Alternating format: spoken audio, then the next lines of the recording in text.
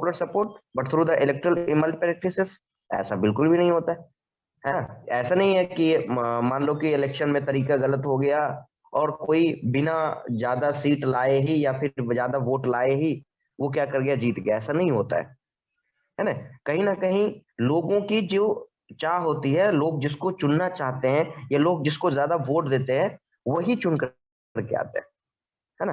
Let us carefully examine the various aspect of this question. हम लोग देखते हैं कि कैसे पता कर लेंगे कि अपने इंडिया में जो इलेक्शन होता है या अपने इंडिया में जो इलेक्शन का तरीका होता है वो कैसे फेयर होता है, या फिर कैसे मानेंगे कि ये डेमोक्रेटिक टाइप का इलेक्शन होता है। इसके लिए सबसे पहला हम एक तरीका देखते हैं, independent election campaign, sorry independent election commission. Election commission का नाम जरूर सब सुना होगा। वो इलेक्शन कमीशन क्या होता है थोड़ा इसको समझो, और क्या करता है election commission. One simple way to checking whether the election is a fair और not, look who conduct the election. सबसे पहला, क्या फेयर हो रहा है देश में इलेक्शन या नहीं हो रहा है, इसको जानने के लिए सबसे पहले जरूरी है कि तुम देखो कि इलेक्शन करवा कौन रहा है, और कैन पार्टी और the ruling party influence the pressurise them. क्या कोई पॉलिटिकल पार्टी जो सरकार में अभी है, या जिसको रूलिंग पार्टी भी बोलते हो या जिसको सरकार भी बोल सकते हो, क्या वो इस पे प्रेशर डाल के रखता है। Do you have enough power to able conduct, क्या इसके पास, इलेक्शन कमीशन के पास क्या इनफ पावर है, क्या जरूरत से ज्यादा भी पावर है कि वो सरकार को भी क्या कर सकता है, अपने अंदर रख सकता है, और वो क्या फ्री और फेयर इलेक्शन करवा सकता है या नहीं करवा सकता है। And do they actually use their powers, और वो क्या अपने पावर का सही यूज करता है या नहीं करता है। ये सारी चीजों को समझते हैं हम लोग। तो देखो क्या कहता है अगला पॉइंट में, क्या बोल रहा है सुनो। कहता है कि this answer to this all questions, है ना, to answer this all questions is quite positive in our country. ये सारी चीज का आंसर हमें पॉजिटिव देखने को मिलता है। In our country is election are controlled by the independent and very powerful election commission, जिसको इसी बोला जाता है। पहला आंसर हमारा यही निकल गया कि क्या ये पावरफुल है, तो पहला ही आंसर आ गया यस, इंडिपेंडेंट है और साथ ही साथ ये पावरफुल भी है। It enjoy the same kind of independence that judiciary enjoy. जैसे जुडिशियरी के पास पावर होता है ना, इंडिपेंडेंट पावर होता है, वो खुद से अपने तरीके से काम कर सकता है, वो सरकार की नहीं सुन सकती है, या सरकार का कहने का मतलब ये हो गया कि सरकार उस पर प्रेशर नहीं डाल सकता है, या सरकार अगर मान ली गिल्टी है तो सरकार के अगेंस्ट में भी जा सकता है। सेम यही बात समझ लो इनके पास भी होता है, किनके पास, तो इलेक्शन कमीशन के पास। The chief election commissioners, chief election commissioner का मतलब जो हेड होते हैं पूरे, is appointed by the president of India. उनका जो अपॉइंटमेंट होता है वो प्रेसिडेंट ऑफ इंडिया के द्वारा अपॉइंटमेंट किया जाता है। बट वंस अपॉइंटेड, लेकिन एक बार जब अपॉइंटमेंट हो गया ना, तो chief of election commission is not answerable to the president और द गवर्नमेंट, है ना। यानी कि उसके बाद, बनने के बाद, है ना, एक बार जब बन गया, है ना, तो वो फिर क्या होगा कि वो किसी का नहीं सुनता। नहीं कहता है कि किसी के बाप का भी नहीं सुनना, या कुछ इस तरीके का सुनता होगा कई बार। एक बार जो मैंने मैं कमिटमेंट कर ली, फिर मैं अपने आप का भी नहीं, इस तरीके से सुनता होगा। वही बात यहाँ पे भी लागू होता है कि एक बार जब इलेक्शन कमिश्नर बन जाता है, उसके बाद वो किसी का नहीं सुनता, है ना, जो है वही है। Even if the ruling party of the government does not like what commission does. अच्छा ये भी कि अगर मान लो रूलिंग पार्टी को लग रहा है कि कमीशन सही काम नहीं कर रहा है, तो भी वो कुछ नहीं कर सकता है ना। क्या बोला, इट इज वर्चुअली इम्पॉसिबल, लगभग नहीं के बराबर है उसे रिमूव कर पाना एक बार चुनने के बाद। Very few election commission in the world, दुनिया के बहुत कम ही ऐसे इलेक्शन कमीशन हैं जिनके पास इतना ज्यादा पावर भी है, और साथ ही साथ वो इतने पावर का सही तरीके से यूज भी करते हैं।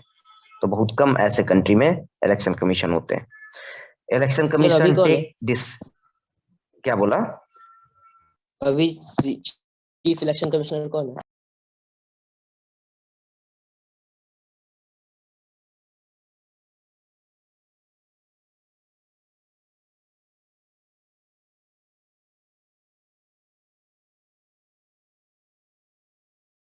Hello, yes sir. एक मिनट, हाँ क्या बोला बुआ। चीफ इलेक्शन कमिश्नर कौन है अभी? अभी अभी अभी तत्काल बहुत पहले ही बने थे, यस सर। क्या नाम था उनका, सुनील अरोड़ा जी बने थे, बहुत पहले ही बने थे वो। ठीक है, सुनील अरोड़ा जी 2000 लगता है यस हमको सर। कि 17 या 16 में उसका इनका अपॉइंटमेंट हुआ था, तो सुनील अरोड़ा अभी भी है। ठीक है, तो कहाँ पे थे हम लोग इसमें। हाँ, अब इसी मतलब ये समझ में आ गया होगा ना कि एक बार जब इलेक्शन कैंडिडेट करवा दिया जाता है, क्या हो गया माइक के, एक मिनट को थोड़ा सा बदलने दो ईयर।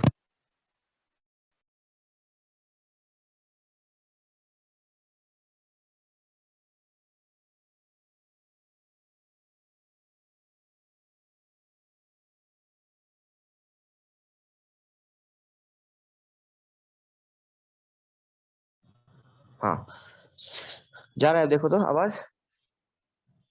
Yes sir. चलो ठीक, हाँ देखो, कहते हैं कि it is implement to the code of conduct and punish. याद आया कोड ऑफ कंडक्ट सबको? कोड ऑफ कंडक्ट याद आया? कोड ऑफ कंडक्ट क्या होता है? कोड ऑफ कंडक्ट होता है कि जो इलेक्शन कमीशन के द्वारा जो रूल बनाया जाता है, और वो इसके पास पावर है कि ये कोड ऑफ कंडक्ट को इंपोज कर सकता है, कोड ऑफ कंडक्ट को इंप्लीमेंट कर सकता है। ड्यूरिंग दिस इलेक्शन पीरियड, जब इलेक्शन होने वाला होता है, EC can order to government to follow some guideline during the election period. यानी ध्यान समझना, इलेक्शन पीरियड जब आता है तो उस इलेक्शन पीरियड के दौरान ये गवर्नमेंट को भी कुछ रूल फॉलो करने के लिए क्या करता है, एक तरीके से गाइडलाइन देता है। And to prevent use of misuse the governmental power, enhance the chance to win the. अब इसका मतलब क्या समझ लेना कि अगर मान लो ये नहीं होता, इलेक्शन कमीशन नहीं होता, तो फिर इलेक्शन कमीशन क्या करता? अगर नहीं होता तो फिर गवर्नमेंट क्या करता? अपना सारा पावर झोंक देता, सारा पावर झोंक देता, वो जैसे मन वैसे इलेक्शन करवा लेता, और फिर पता चलता कि वही जीत भी गया। तो उसको भी इलेक्शन के दौरान पावर में, कंट्रोल में रखा जाता है। किसके द्वारा? तो वो रखा जाता है इलेक्शन कमीशन के द्वारा। And to enhance to the win of election और transfer some government officials. When on election duty, government officer work under the control of issues, है ना, under the control of कहाँ पे गया? Under the control of issues is not government। देखो कहता है when election duty, जब election duty होता है तो गवर्नमेंट जो ऑफिसर होते हैं ना, है ना, अंडर द गवर्नमेंट, वो कंट्रोल ऑफ इसी हो जाते हैं। देखा ही होगा इलेक्शन के दौरान जो टीचर्स होते हैं गवर्नमेंट के, या गवर्नमेंट के जो ऑफिसर्स होते हैं, वो उस समय ईसी के अंदर चले जाते हैं, इलेक्शन कमीशन के अंदर चले जाते हैं, और उसको अलग से पैसा इलेक्शन कमीशन के द्वारा दिया जाता है। इसलिए देखा होगा कि चुनाव कराने के लिए जो पुलिस आते हैं, या चुनाव करवाने के लिए जो टीचर्स आते हैं, या चुनाव कराने के लिए जो मेंबर्स आते हैं, उनको उन दिन का पैसा अलग से इलेक्शन कमीशन के द्वारा दिया जाता है। सरकार तो कर दे ही रही है, लेकिन इलेक्शन कमीशन के अंदर वो जब से आते हैं तो उनको अलग से पैसा इलेक्शन कमीशन लेकर के देती है। यानी कि वो गवर्नमेंट के ही मतलब क्या बोलोगे, एक तरीके से नौकर को बोलो, या गवर्नमेंट के एक तरीके से क्या ऑफिसर्स बोलो, जो भी, उनको वो क्या करता है, यूज करता है। उनके पास ऐसा नहीं कि कुछ अपना ही कुछ अलग से फोर्स होता है, या अलग से उनका कुछ मेंबर होता है, ऐसा कुछ नहीं होता है। वो गवर्नमेंट के ही पावर का यूज करते हैं। In the last 25 years, so that election commission has begun to exercise all its power given to expand them। Last 25 सालों में देखा गया कि अपने पावर को वो लोग फैलाए भी हैं। It is very common now for election commission to repermit to the government to administrative their lapses। यानी कि वो कई बार सरकार के खामियों को, सरकार की कमजोरियों को, सरकार के द्वारा किए जा रहे गलत कामों को, वो कहीं ना कहीं, है ना, एक तरीके से गलत अगर हो रहा है तो उसके वो अगेंस्ट में भी जाने का हम लोग कई बार देखे हैं कि वो प्रयास किया है। इसके अलावे कहाँ पे गया? When election officer came to the opinion poll, not fair some they order even कि ये भी उसको लगे कि अपने गलत करवाना है, लगे पूरा पूरा उसके पूरी प्रवास है, बट ऑफन डू और जबकि रूलिंग पार्टी ऐसा नहीं चाहेगा कुछ हो, लेकिन नहीं ऐसे फर्क पड़ेगा, बट दे हैव ऑलवेज, उसे मानना पड़ेगा। And this would be have to happen if election commission was not independent and powerful। सोच के देखो, अगर इलेक्शन ये कमीशन अगर इंडिपेंडेंट और पावरफुल नहीं होता तो बताओ कभी भी हमें इस तरीके का इलेक्शन देखने को मिलता? बिल्कुल भी नहीं देखने को मिलता। ये हमारे इंडिया का एक तरीके से कह सकते हो कि डेमोक्रेटिक कंट्री के इलेक्शन का ये फीचर्स है कि हमारे इलेक्शन कमीशन को पूरी तरीके से इंडिपेंडेंट एंड पावरफुल रखा गया है। पहली बात हो गई। तो यही सवाल अब आंसर बन जाएगा कि what makes election in India democratic. तो पहला आंसर यही हो जाएगा। ये क्वेश्चन भी हो गया तुम्हारा कि इंडिया का कंट्री जो है, इंडिया जो है, उसका इलेक्शन कैसे डेमोक्रेटिक है। तो पहला, अगर सीधा 1 नंबर वाले में पूछे, 2 नंबर वाले में पूछे, तो सीधा लिख दोगे इंडिपेंडेंट इलेक्शन कमीशन लिख दोगे एक, ठीक है। अगर इसी को डिटेल लिखना है तो इसके बारे में पूरा लिखना है। इसके अलावा दूसरा पूछेगा तो लिखोगे पॉपुलर पार्टिसिपेशन लिखोगे। फिर तीसरा आएगा पॉइंट, तो तीसरा में लिखोगे फ्री एंड फेयर इलेक्शन लिखोगे, है ना, फ्री एंड फेयर इलेक्शन लिखोगे, है ना। तो ये सब हमारे इलेक्शन को क्या कैसा बनाता है, तो डेमोक्रेटिक बनाता है। ठीक है, चलो अब बात करते हैं पॉपुलर टर्नआउट का। ठीक है, सॉरी, पॉपुलर पार्टिसिपेशन का। इसको भी आंसर को बना लोगे, ठीक है, कोई दिक्कत नहीं होगा, पर यहाँ से पढ़ोगे बन जाएगा। क्या कहता है सुनना, कहता है कि कहाँ पे गया, हाँ, popular participations.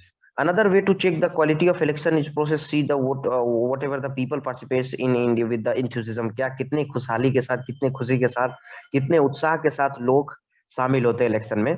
If the election process is not free and fair, सोच के देखो, अगर इलेक्शन का तरीका सही नहीं होता, इलेक्शन फ्री और फेयर नहीं होता, तो पीपल पार्टिसिपेट करना धीरे धीरे कम कर देते। उनको पता ही होता कि चलो इलेक्शन ऐसा ही होना ही है, इस इलेक्शन से हमको कोई फायदा भी नहीं है, हमारे वोट देने ना देने से कोई फर्क भी नहीं पड़ता है, हम वोट दे या ना दे सरकार फिक्स है कि वही बनेगा। तो फिर लोगों का जो रुझान है या लोगों का एक मन है या लोगों के द्वारा जो एक तरीके से इतना हिस्सा लिया जाता है वो नहीं लिया जाएगा। And participate in the exercise. Read this chart and draw to some conclusion about to participate of India. नीचे कुछ चार्ट दिया गया, इस चार्ट में तुमको क्या कहता है देखोगे ध्यान से, दो कलर का है, एक कलर रेड है और एक देखोगे तो ब्लू है। इस ब्लू वाले में क्या दिख रहा है, रेड वाले में क्या दिख रहा है, सुनना। पहले देखोगे रेड वाला, यूके में पहले 78% लोग हिस्सा लेते थे इलेक्शन में 1991 में, जो कि अभी देखो घट करके 66 के समथिंग में आ गया। एक भारत में एक समय था जब 1991 में 56% लोग हिस्सा ले रहे थे, लेकिन धीरे धीरे देखो अब 66% के ऊपर चले गए। इसका मतलब है कि भारत में इलेक्शन में हिस्सा लेने वाले लोगों की संख्या धीरे धीरे बढ़ते चली जा रही है। अब सोच के देखो कि इसका मतलब यहाँ क्यों कम रहा है, यहाँ कम इसलिए हो रहा है क्योंकि वहां के लोग इलेक्शन में ज्यादा हिस्सा लेना या ज्यादा मतलब एक तरीके से अपने आप को उसमें झोंकना जरूरी नहीं समझते हैं, क्योंकि उनको पता होगा हो सकता है कि इलेक्शन का तरीका सही नहीं होता होगा या कुछ इलेक्शन में ऐसा रूल रेगुलेशन बना होगा जिससे लोगों को फायदा नहीं होता होगा, इसलिए लोग धीरे धीरे कम लेना भाग शुरू कर देंगे। और कहीं पे कंपटीशन अगर बहुत ज्यादा होगा, जहां पर लगता होगा कि हमारे एक वोट का वैल्यू इतना ज्यादा है कि हम सरकार को बदल सकते हैं, सरकार को बना सकते हैं, तो वहां पे लोगों को इलेक्शन भी एक तरीके से फेस्टिवल ही लगता है। वैसे ही अपने इंडिया में भी होता है, देखा ही होगा, अपने इंडिया में election just like a festival होता है, फेस्टिवल से भी ज्यादा ज्यादा बड़ा माहौल होता है इलेक्शन में। People of participation election is usually, अच्छा पीपल जो कितने लोगों ने वोट डाला, ये वोट डालने वाले को मतलब टर्म को यूज करते हैं हम लोग टर्न आउट, याद रख लेना, कितने लोगों ने वोट डाला। सुनता होगा कई बार इलेक्शन में इस बार इतना परसेंट वोट वहां से गिरा, इतना परसेंट, उसको टर्न आउट बोलते हैं, है ना, टर्न आउट बोलते हैं। Turn out indicate that percentage of eligible voters who actually cast their vote. अब मान लो कि इस एरिया में 1000 वोट डालने वाले लोग थे और उसमें से लोग 500 लोगों ने वोट डाला, 1000 डालने वाले थे, 500 लोगों ने वोट डाला, यानी 50% टर्न आउट हुआ। शायद समझ में आ गया होगा। 600 वोट डाला लोग, तो हम लोग बोलेंगे कि लगभग लगभग 60, मतलब लगभग नहीं बल्कि 60% लोगों ने वोट डाला। उसी तरीके से अगर मान लो 650 लोग डालेंगे तो बोलेंगे कि 65% लोगों ने वोट डाला, तो वो टर्न आउट हो जाता है। वही टर्न आउट होता है कि 60%, 40% कितने लोगों ने वोट डाला, कितना टोटल कैंडिडेट का नाम था, और उस कैंडिडेट बोले मतलब वोटर लिस्ट में कितने लोगों का नाम था और उनमें से कितने लोगों ने वोट डाला, उसको टर्न आउट बोला जाता है ना। And who actually their vote over the last 50 ये देखा गया कि turn off Europe and north America में देखा गया कि हैव डिक्लाइन, यानी कि नॉर्थ अमेरिका में और साथ ही साथ कहा यूरोप में देखने को मिला है कि टर्न आउट कम हुआ है, जबकि इंडिया में देखने को मिला है या तो स्टेबल है या फिर स्टेबल के साथ साथ हमने क्या किया है, ग्रो किया है, यानी गन अप किया, मतलब और ज्यादा हम ऊपर की तरफ बढ़े हैं। इसका मतलब है कि इंडिया में सही में हो रहा है तभी तो। दूसरा, in India to the poor, illiterate and unprivileged people vote their larger portion of the compared to the rich। सोच लो इंडिया में गरीब आदमी, इलिटरेट आदमी, अनप्रिविलेज आदमी जो है वो ज्यादा वोट डाल रहे हैं compare to the rich and privilege, यानी समझ में आ रहा है ना, उनके कंपेयर में ये लोग ज्यादा डाल रहे हैं। इसका मतलब ये हुआ, जबकि ये एकदम कंट्रास्ट है किसका, वेस्टर्न इंडिकेटर। एग्जाम्पल के लिए देखोगे कि यूएस और यूके वगैरह में सिर्फ पढ़े लिखे वोट ही डालते हैं, वहां पे गरीब लोग और इधर जो सब जो लोग होते हैं ना वो लोग बहुत कम डालते हैं, है ना, लेस देन रिच और वाइट, जबकि इंडिया में क्या है, गरीब लोग ही वोट ज्यादा डालते हैं। समझ में आ रहा होगा। साथ ही साथ common people of India attach lot of importance of, देखा ही होगा कई लोग कॉमन जैसे लोग, हम तुम लोग जैसा आदमी कितना अपने आप को जोड़ के रखते हैं पार्टी से, मेंबर से। Election they can bring pressure on the political party, कई बार पॉलिटिकल पार्टी पे प्रेशर डालने का भी प्रयास किया जाता है।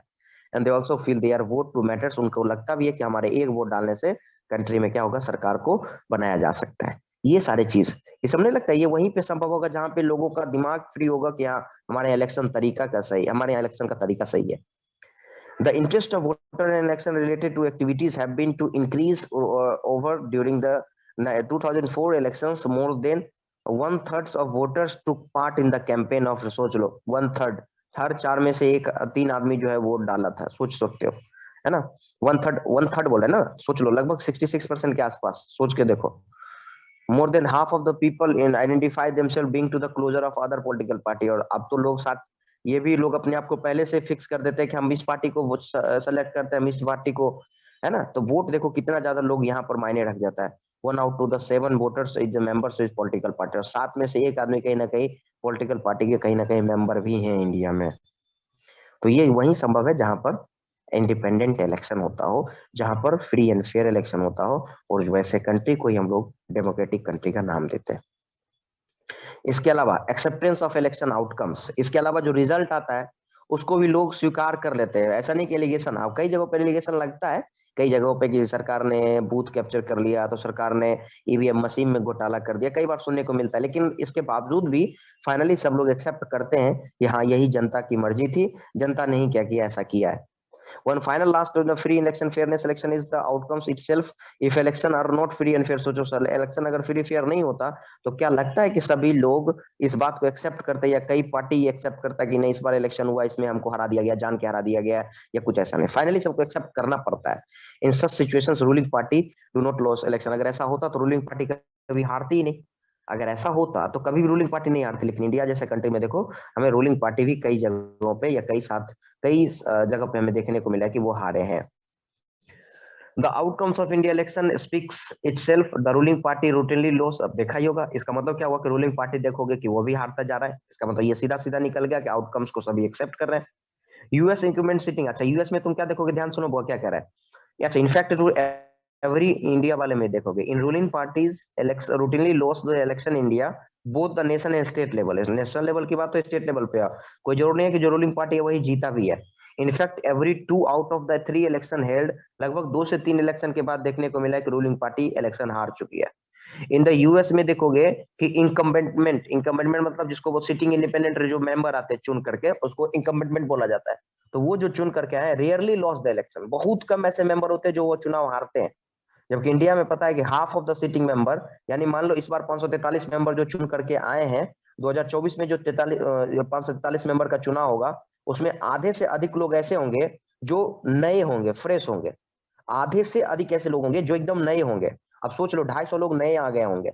जबकि वहां क्या बोला, यूएस में क्या बोला, यूएस में बोला कि इलेक्शन होता है, लेकिन वहां पे रेयरली में ऐसा देखने को मिलता है कि वहां के लोग हारे हुए नजर आते हैं। पिछले साल जो जीते हुए वही जीतेंगे, इस बार जो जीते हुए अगले बार वही जीतेंगे। रेयर में कोई हारता है। क्योंकि यहाँ पर क्या है कि हो सकता है, ऐसा भी हो सकता है कि 543 के 543 हमें नए चेहरे देखने को मिल सकता है। तो बताओ ये वही संभव है जहां पर इंडिपेंडेंट इलेक्शन होता हो, ये वहीं पे संभव है जहां पे लोग इलेक्शन में सही तरीके से पार्टिसिपेट करते हो। तो बताओ ये डेमोक्रेटिक कंट्री का फीचर हो गया। Candidate who know about have to they spend a lot of money to buying voters, there's we no criminal connection with the loss of election। अच्छा, जब हम लोग जान जाते हैं ना कि ये कैंडिडेट ये क्रिमिनल केसेस पे इस पे चल रहा है, या ये गलत तरीके से अपने पैसे का इस्तेमाल कर रहा है, या ये गलत तरीके से लेगा, तो हम जानते हुए क्या करते हैं कि उसको हम वोट नहीं डालते। And barring very few dispute election, बहुत बोले ना कि 100 में से अगर 1-2 जगह पर हमें डिस्प्यूट देखने को मिला तो इसका मतलब हम उसको डिस्प्यूट नहीं मानेंगे, है ना। तो हमें आउटकम्स जो इसका होता है वो एक ऐसा होता है जिसमें सभी लोग एक्सेप्ट करते हैं, चाहे वो पार्टी जीती हुई हो या हारी हुई हो। अब सवाल है कि challenge to free and fair election, इतना आसान तो है नहीं कि किसी भी कंट्री में फ्री और फेयर इलेक्शन करवा दिया जो, वो भी भारत जैसे देश में जो बड़ा इतना देश है। कहता है all leads the simple conclusion election और India is basically free and fair. ठीक है, the party wins the elections and forms government and does because the peoples have choose over its rivals. Simple सी बात है, वो इसलिए जीता भी है क्योंकि सर लोगों ने उसको वोट दिया है, वो इसलिए जीता भी है ताकि सरकार लोग उसी सरकार को लोग बनाना चाह रहा है। This may not be true to the every constituency, लेकिन ये कोई जरूरी नहीं कि हर कंस्टिट्यूंसी से ऐसा हो। Few candidate may win to popularity on the basis of, कई बार देखा होगा ना कई जगहों पर लोग इसलिए जीतते क्योंकि उसके पास पैसा और पावर ज्यादा होता है, यानी उसने अनफेयर तरीके से इलेक्शन करवाया। बट द ओवरऑल वर्डिक्ट, लेकिन हम ओवरऑल का बात करें, फिर बता रहे हैं ये कुछ ही जगहों का बात है, लेकिन ओवरऑल हम देखें तो general election still reflects popular reference, यानी अभी भी हमारा ये पॉपुलर रेफरेंस है। There are the few acceptance of this rules of last 60 years of our country कुछ केसेस में हमें देखने को मिला है कि जहां पर गलत तरीके से इलेक्शन हो रहा है, बाकी मोस्टली केसेस में हमें देखने को मिलता है कि इलेक्शन बिल्कुल सही तरीके से हो रहा है। इसलिए हम कह सकते हैं कि इंडिया का इलेक्शन जो है वो एक तरीके का डेमोक्रेटिक इलेक्शन है। Yet the picture look the different. Ask to deeper questions. Are people preference based on the real knowledge? क्या लोग रियल नॉलेज के बेस पे लोगों को चुनते हैं कैंडिडेट को? Are they vote getting real choice? क्या उनका चुना हुआ क्या सही चॉइस होता है? In election really level playing field is everyone? क्या सबके लिए एक बराबर फील्ड होता है सब पार्टी के लिए? Can be ordering the citizen hope to the win elections? ये सारे सवाल तुमको ये पिक्चर में कुछ दिया हुआ है, जहाँ पे पैसे का कुछ दबाव देख रहे हो, है ना, कुछ पैसे जबरदस्ती डाला जा रहा है ना, कुछ एक तरीके से प्रेस कॉन्फ्रेंस करने, या फिर ये सब जो जा रहे हैं क्या जीतने लायक है या नहीं है, ये सारे सवाल इस पिक्चर के माध्यम से उठाए जा सकते हैं। नेक्स्ट क्या दिया गया है कि candidate and party with a lot of money may not sure that. अच्छा एक बात बताओ, इंडिया में कोई ऐसा जरूरी है कि जिसके पास पैसा सबसे ज्यादा है या जिसके पास पावर ज्यादा है वो जीत जाएगा इलेक्शन? कोई जरूरी है क्या? बिल्कुल भी जरूरी नहीं है ना, याद रख लेना। वो हार भी सकता है। अगर ऐसा होता तो वो पैसा अगर उससे वोट खरीद लेता तो वो फिर जीतना चाहिए था, लेकिन कई केसेस में से देखने को मिलता है कि पैसा खर्च करने के बावजूद भी, या फिर कह सकते हो एक तरीके से गलत इस्तेमाल करने के बावजूद भी वो हार जाता है। ये कब कहाँ संभव है? वही ना जहाँ पर लोग अपने मन से वोट डालते होंगे, जहाँ पे लोग सही चुनना चाहते होंगे।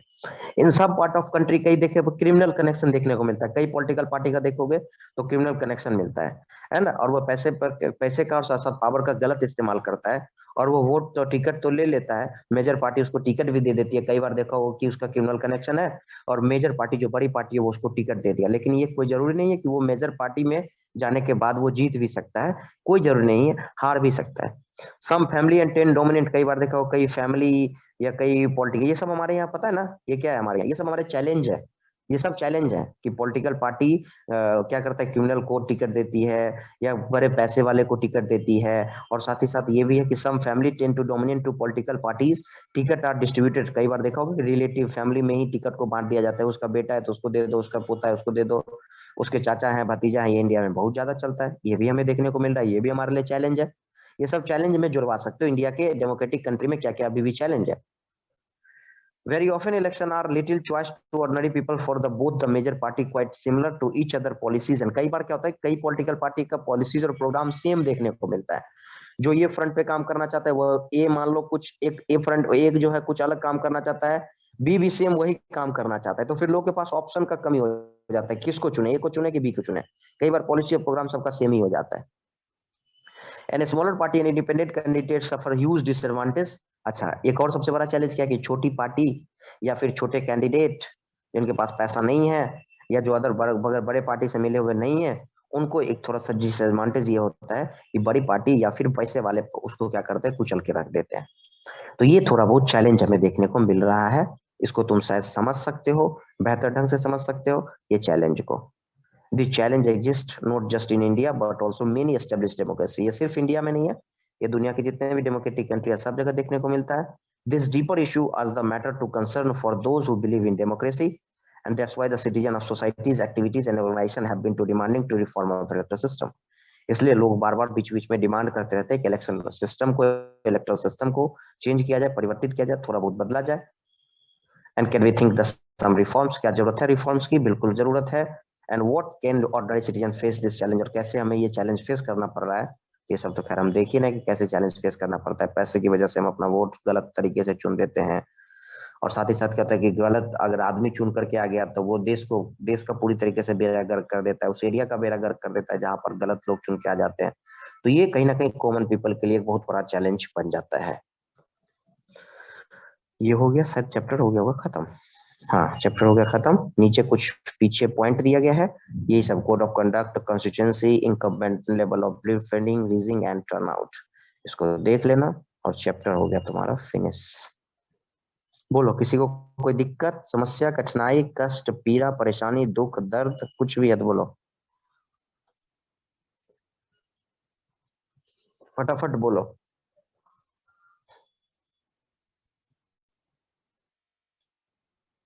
आवाज जा रहा है नहीं जा रहा है? आदर्श, आदित्य, अमन, अनीशा, अंजलि, अंशिका, अंशु, आवाज जा रहा है आ मेरा? रहा है सर। ये सर आ रहा। ये सर आ रहा। चलो तो समझने में कोई दिक्कत किसी को? No MD sir. Nurain, Mukul, sir. Pallavi, Pooja, कोई दिक्कत?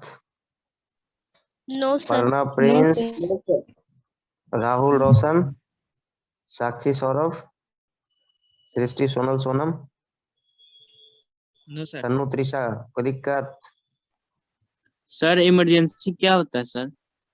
इमरजेंसी का मतलब हो गया कि पावर जो है सरकार का ना होकर के वो गवर्नर के पास चला जाता है, और गवर्नर के पास पावर चला गया तो कई तुम्हारा जो राइट्स होता है, फंडामेंटल राइट्स में भी कई राइट्स ऐसे होते हैं जो खत्म कर दिया जाता है, इम्पोज कर दिया जाता है, यानी सरकार उसको खत्म कर देती है।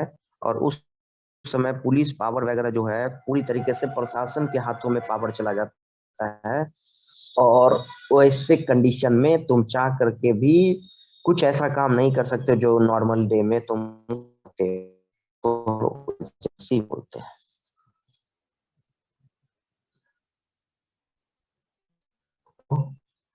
नो सर कोई दिक्कत नहीं है सर। चलो गुड। और इधर कोई बउआ तो बढ़िया से एग्जाम दे देगा, कोई दिक्कत नहीं ना होगा? सर एमसीक्यू क्वेश्चन ज्यादा रहेगा या सब्जेक्टिव? एमसीक्यू रहेगा शायद, जहां तक हमको पता है कि एमसीक्यू भी रहेगा और दोनों रहेगा, और दोनों का वेटेज में थोड़ा लिखने वाले का ज्यादा रहेगा वेटेज, एमसीक्यू का वेटेज थोड़ा सा कम रहेगा।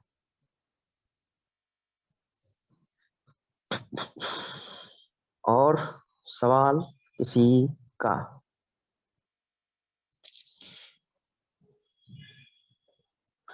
सर नो लॉन्ग सवाल? क्वेश्चन आंसर भी रहेगा?